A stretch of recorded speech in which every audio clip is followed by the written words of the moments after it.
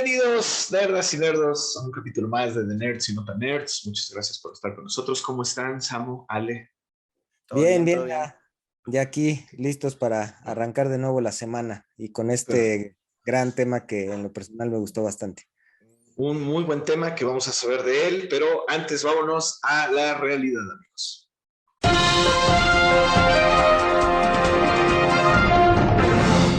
Fallece Taylor Hawkins, baterista de Foo Fighters. Terrible noticia para el mundo de la música, amigos. En medio de su gira y a punto de subirse al escenario en Colombia, encontraron sin vida al artista en su habitación de su hotel. Desafortunadamente, los análisis toxicológicos indican que las drogas le arrebataron la vida a sus 50 años. Descanse en paz. Los Oscars se los llevó Will Smith, y no precisamente por ganar la estatuilla por mejor actor, sino por propinarle sendo cachetadón a Chris Rock después de que éste se burlara del padecimiento capilar de su esposa Jada Pinkett Smith. ¿Estuvo bien o mal? Eso se los dejamos a su entera opinión. Ya tenemos fecha de estreno de House of the Dragon. Por fin HBO rompió el silencio y anuncia que será el próximo 21 de agosto, donde conoceremos la debacle de la casa Targaryen 200 años antes de lo ocurrido en Game of Thrones. La competencia entre esta y Lord of the Rings de Amazon, ¿cuál creen que esté mejor? Bruce Willis se retira de la actuación. Por increíble que parezca, este reconocido héroe de acción dejará las pantallas, esto debido a que ha sido diagnosticado con afasia. Este padecimiento es causado por lesiones en el cerebro que limitan el habla y con ello su capacidad de comunicarse. Una terrible noticia, amigos, esperemos que al menos pueda llevar una vida tranquila de ahora en adelante. Se confirma precuela en formato de serie para It. Así es, amigos, al parecer por fin podremos conocer el origen del malévolo Pennywise. Este programa estará producido por Andy Muschietti, el director de las últimas dos cintas. Sin embargo, Stephen King no estará involucrado. Esperemos que esta decisión de HBO no le juegue en contra al proyecto. A esperar más noticias. Y regresando, pues, qué tema más chingón que es los dioses en los cómics. Y es muy vasto, no vamos a cubrir todos, discúlpenos, pero bueno, ¿qué les podemos decir? Yo Vamos creo a que, cubrir los que más nos gustan, ¿no? En lo personal a no, cada uno. claro, y sobre todo también, aparte de que nos gusten, que son estos personajes que han cobrado mucha relevancia, por supuesto, en muchos arcos argumentales que podrán ver, y que definitivamente yo soy de la tesis que pues al final todo este universo de cómics, todo este gran divertimento que nos hacen los ilustradores, guionistas, pintadores, todos ellos, viene inspirado de la mitología griega.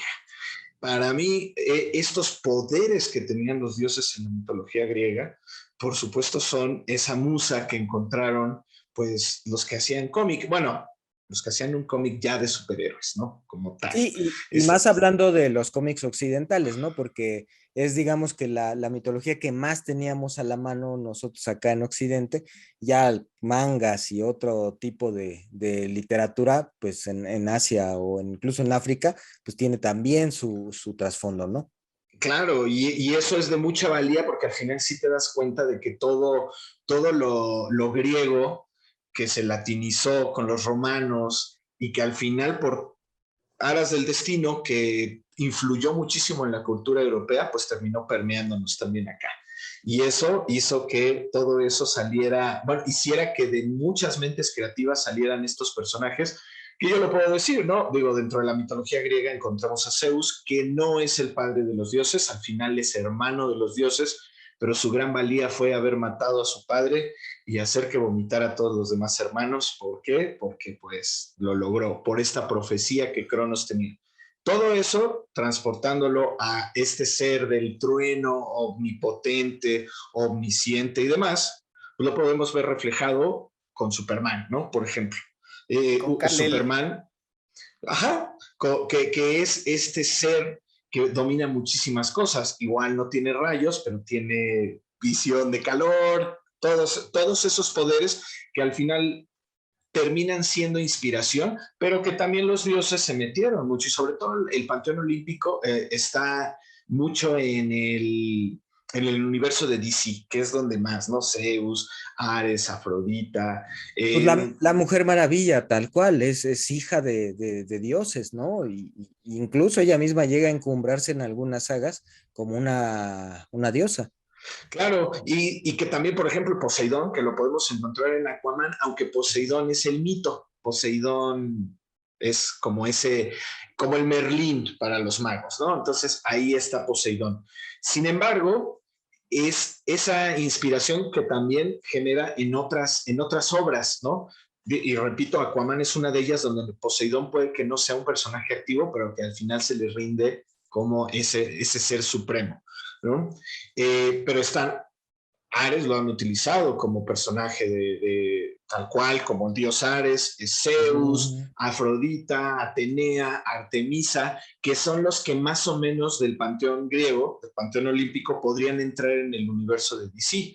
Pero Flash, ¿no? Flash está inspirado en Hermes, por ejemplo, Ujú, que ujú. eso es lo que hace de ser demasiado rico, por así decirlo, el hecho de que se inspiren en mitologías antiguas, pero lo que ya no es tan chingón, pues es que al final también se deforma esa historia, ¿no? Si tú, digo que al final sé que no es una cultura del cómic respecto a educar por medio de datos duros o datos históricos, es una deformación bastante padre de la realidad, pero me encanta el tema de que estos olímpicos se encuentren dentro del cómic y se encuentren vigentes como son, ¿no? El dios del fuego, el dios del bla, bla, o sea, eso está muy padre. A través, por supuesto, de las grandes mentes que escriben esos guiones que tanto nos gustan. Es Que yo creo que correcto. justo ahí yo retomaría eso para mencionar a uno de los que traigo en mente y es que precisamente estamos viendo a un Odín, en este caso, que es uno de los que yo voy a mencionar, como la cumbre del pináculo de lo que es la mitología nórdica dentro del cómic. Y creo que retomando lo que tú decías, John, es que pues sí, es una libre interpretación, es una lectura, llamémosle, libre de cómo funcionan estos personajes en la mitología antigua, llamémosle, pero al final del día, esa libre interpretación y esa posibilidad que tiene el escritor de cómic de interpretarlo de una manera y de inclusive llegar a aligerarlo, ¿no? Creo que con Odín y de ahí a Loki y hacia Thor se crean personalidades de los personajes que son profundamente más humanas, ¿no? O sea, podemos llegar a ver a un Loki que, pues, en efecto es un güey que sí, está loco y tiene sus patologías, llamémosle, mentales, si quieren verlo así inclusive, pero al final del día lo toma con una ligereza y lo toma como una crítica, ¿no? Y podemos ver reflejada a muchas personas de la vida real en una patología como la de Loki, ¿no? Y podemos llegar a ver personas que son profundamente heroicas, fuertes y todo, y llegar a ser proyectadas como la interpretación que vemos ya en el universo cinematográfico de Marvel, ¿no? Que creo que eso es lo que está rico de eso, ¿no? O sea, como del cómico lo llevan a la pantalla con un cierto actor, ya le imprimen un sello característico cómico, como un comic relief, a diestra y siniestra, que sí lo hace Marvel también a través de Disney y a través de las películas, pero también da una ligereza a los personajes que si bien les puede llegar a quitar cierto estoicismo, llamémosle, también les da otra serie de posibilidades que son más interesantes como personajes, ¿no? Y creo que esa creación, o más bien esa recreación, llamémosle como es, de la mitología a través del cómic y a través de la ilustración y a través de libres interpretaciones es lo que nos ha dado horas y horas y horas de absoluto gozo, ¿no? Y Sí, Es sí, lo que me por lo menos encanta. con Odín lo tengo ahí. No, a ver, a mí lo que me encanta justo de la mitología nórdica, que si bien Marvel lo plasmó en Ragnarok, es que justo eso, la mitología nórdica es la única mitología en el planeta, me atrevo a decirlo, que sabe cómo va a acabar. sí. Es el panteón, todo el panteón sabe cómo va a morir. No sabe en el momento, pero ya se sabe cómo. Odín, cómo va a morir, Thor, o sea, todos saben perfecto y justamente eso es parte del Ragnarok. Qué bien, qué mal, pues no lo demostraron de esa manera en la película. Te dicen que pues al final se tenía que cumplir porque era el destino de la raza. Pero no, el hecho de que cada uno de los personajes sabe cómo va a terminar su vida, es impresionante. Eso es lo que yo rescato de la mitología nórdica. Que se Y plasma bien en Thor, en los cómics. no, y que se convierte en, ahora sí que como decía el Rey León, en un ciclo sin fin, ¿no? Porque Exacto. vuelve a surgir y vuelve a existir el Ragnarok y así per secula seculorum. Exactamente, una espiral. ¿Cómo los dioses siempre tienen esta, digamos, génesis y esta hecatombe o apocalipsis al final, ¿no? Son siempre los gestores y al final los ejecutores, ¿no? Como vimos en su momento con este cierre de esta última fase del universo cinematográfico con Thanos, ¿no? Como cierra y, bueno, desde que inicia toda la carrera por las piedras infinitas hasta este apocalipsis de corte universal, ¿no? Que justo, o sea, yo retomo ahora ya que lo mencionas, precisamente Thanos es otro de mis picks en este programa, pero yo no vengo aquí ni a refutar ni a vanagloriar las acciones de Thanos, pero creo que el tiempo le ha dado la razón de demostrar que tenía un punto bastante válido, ¿no? Y es que a veces sí se necesita tener una purga y a veces sí se necesita dejar ir a muchísimas personas porque precisamente lo único que hacemos, o sea, hoy en día lo podemos ver reflejado con el calentamiento global o con lo que quiera, ¿no? Pero simple y sencillamente el footprint, la huella que deja el humano en el planeta Tierra es imborrable y es problemática. Y claramente lo que hizo Thanos, pues sí, podrás decir, güey, ¿qué haría yo? Te pone a pensar, ¿no? O sea, y eso es lo que está chingón de un personaje como él. Pero eso en el universo cinematográfico de Marvel, porque al final en la historia del cómic, Thanos mata a la mitad del universo solamente, y sí es verdad, porque en Infinity Gauntlet está, solamente para agradarle a la muerte de quien está perdidamente enamorado. Y cuando ocurre eso, la muerte lo ve con indiferencia porque le dice, pues técnicamente me regalaste algo que consigo yo sola. Ese es como ese gran paraguas de la que dices, neta, o sea, hiciste todo esto y todo este desmadre fue al O final por sea, una mujer que le bajó claramente, Deadpool. Deadpool sí estuvo con la muerte. eso está increíble, ¿no? O sea, que precisamente tienes otra cara de la moneda que al final del día es como si llegara alguien, me filmara 40 películas y salieran con mi nombre y yo cobrara el dinero y fuera el pináculo del éxito gracias a eso sin yo hacer nada, ¿no? Que precisamente es lo que sucede entre Thanos y la muerte, pero esa dicotomía precisamente que existe entre pensar si estuvo bien o estuvo mal, si fue todo el universo, nada más el planeta Tierra, focalizándolo al planeta Tierra ya funciona perfecto y ya te deja pensando, ¿qué pasaría si el día de mañana despierto y la mitad de mi familia ya no está, güey? O sea, como puede ser Eduardo, como puede ser mi novia, como pueden ser mis papás, güey.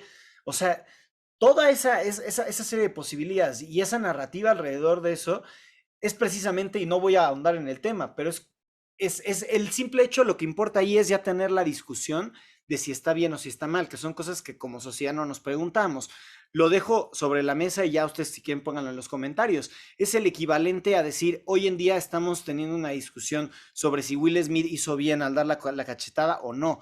Y esas discusiones no las teníamos antes. Y lo importante es tener la discusión y debatir alrededor de eso.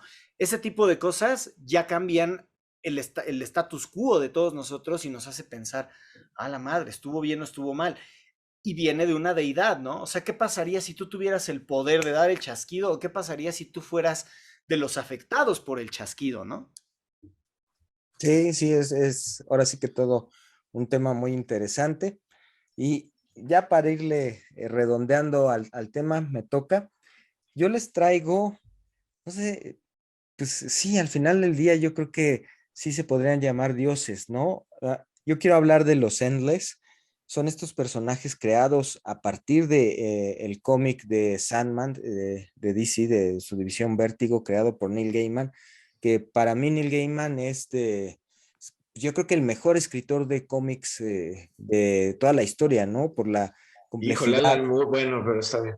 Sí, es Sí, es que muy bueno, es muy bueno, es muy bueno. Gaiman es de los mejores. sí, sí, y es que Gaiman tiene esta posibilidad de crear estos universos completamente o fuera de cualquier contexto conocido, o bien aterrizarlos, como y lo vimos también con American Gods, ¿no? Hablando de dioses, cómo al final puede sintetizar tanto valores o fuerzas de la naturaleza tan fuertes y darles una cara con la que podemos llegar a tener una simpatía tan compleja, ¿no?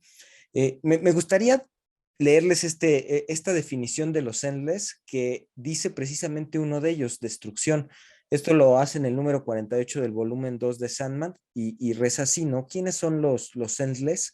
Los Endless son simplemente patrones. Los Endless son ideas. Los Endless son ondas de energía. Los Endless son motivos repetitivos de la existencia. Los Endless son ecos de la oscuridad y nada más. Y aunque nuestras existencias fueran breves y limitadas, ninguno de nosotros podrá durar más que esta versión del universo. Entonces, por eso son mis favoritos dentro de las historias de los cómics, porque van más allá de esta concepción mitológica que tenemos de estos seres que al final del día pues sí presentan emociones, deseos y todo eso, pero se convierten en estas fuerzas tan básicas que gobiernan no solo la vida de los seres humanos, sino en general del universo, ¿no? ¿Quiénes son? Son 7.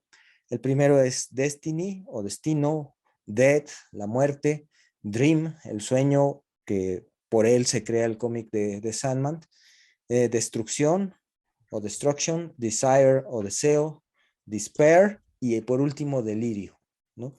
Entonces, todos coincidentemente también escrito en lengua inglesa, empiezan con D, Con ¿no? D, claro. Con D. Y ya buscando, porque pues, nos podríamos quedar horas platicando sobre cada uno de ellos, pero a mí los que más encontré entrañables dentro de este nuevo panteón, a pesar de que lo podemos considerar las fuerzas más primitivas del universo, son, digamos, los que más recientemente se han creado y que han tenido esta grandiosidad o poder, ¿no? En el mundo del cómic. Eh, me gustaría centrarme en dos de ellos, que es Muerte o Death y evidentemente Dream o Morpheus, Sandman. Eh, es muy chistoso cómo está personificado esta nueva versión del sueño, porque no es ni un tipo que te pueda dar una pesadilla, pero tampoco es alguien a que le confiarías tu seguridad, ¿no? Está en ese justo medio, en este filo de la navaja, entre esta persona que te deja ver, pues sí, en sus ojos insondables negros, todas las posibilidades del sueño, pero también de la imaginación, ¿no? Y cómo tiene ires y venides, subidas y bajadas dentro de la misma historia que relata Gaiman. Y ya pasando a Death, creo que si la muerte es así, que venga por mí cuando quiera, ¿no? Creo que todos podemos estar sin ningún problema enamorados de esta chica gótica, de tez muy blanca, súper simpática y que te habla las cosas al chile, ¿no? Que no tiene ninguna malicia, que está literal, ella sí, más allá del bien y del mal, y que no tiene por qué ser esta figura con una guadaña y una cara de calaca. Y cabe destacar que de ahí, ese personaje de Gaiman se traspola al universo DC y por eso es este personaje de la muerte, pero es el mismo personaje. Sí, pues es que vuelvo a lo Todo, mismo. porque lo que pasa es que todos podrían confundirse de que los otros personajes donde sale muerte, no, es la misma persona en Sí, todas las sagas que la vean. el mismo ser, el mismo ente es esta chica. Aparte, tiene las historias más interesantes en cuanto a complejidad emocional de toda la saga de Sandman, ¿no? Y llegó a tener unas miniseries, de las que más me gustan es The High Cost of Living, que se las recomiendo muchísimo. Eh, y cómo la ves transitar entre los seres humanos y conocer a algunos de ellos y no tener un solo pedo en la vida, ¿no? Y cómo los personajes que la rodean la desean, pero pues nunca la pueden alcanzar porque ni siquiera ella misma decide cuándo se van a reunir, pero de que se van a reunir, eso es un hecho. Tarde que temprano va a suceder. Sí, y se me hace una versión, no quiero decir consoladora, sino más bien esperanzadora de este gran fantasma con el que el ser humano vive todos los días, ¿no? esta sombra que nos pesa en la espalda y que en algún momento pues, Desde vamos que a tener que naces, conocer. Sí, tal desde cual. que naces es el principio del final, ¿no?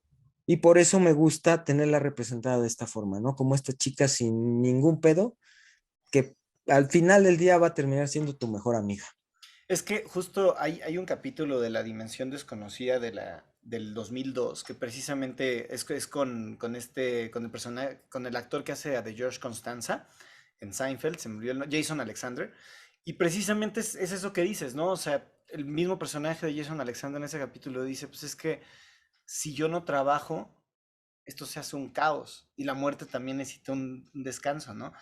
Humanizar a la muerte y verlo de esa manera es precisamente consolador, ¿no? Y es darte cuenta que no es que quiera quitarte un ser querido, sino es que tiene que hacerlo, ¿no? Y O va a sea, pasar, ¿sí? y va a pasar. Entonces, es esa posibilidad de lo finito que nos arroja ese tipo de personajes es fantástica. Sí, amigos, y pues ¿cuál es su dios o diosa o dioses favoritos? Para eso es este foro, ¿no? Para que nos dejen sus comentarios aquí debajo, sus opiniones, recomendaciones también de cómics que tengan que ver alrededor de otros dioses que están los New Gods, por ejemplo, de DC, que es una reinvención posterior de Jack Kirby, si no me equivoco. Entonces, los esperamos que nos dejen aquí abajito. Pero también recomendemos, ¿no? American Gods del Gaiman, tanto serie como novela, por favor, léanlo, se dan ahí que es Un un quien vive. grandioso plot el que ofrece Y Gaiman. también hablando y regresando un poco a los Endless, lean The Books of Magic. Ahí aparecen muchos de ellos, desde la miniserie de 4 capítulos que también hizo Gaiman en su momento, hasta ya todo el desarrollo, y van a conocer una versión muy, pero muy, muy oscura de Harry Potter. De hecho, se dice que de ahí medio J.K. Rowling se fusiló varias cosas para construir sus novelas. Nadie está Acuérdense inventando de a mí mí el cuando... hilo negro, amigos. Denle a la campanita, denle suscribirse, denle en todas. Denle Compartan. like, compartan, comenten y no dejen de perderse las siguientes ediciones porque va a haber muchas sorpresas y muchas cosas muy especiales. Manténganse a salvo.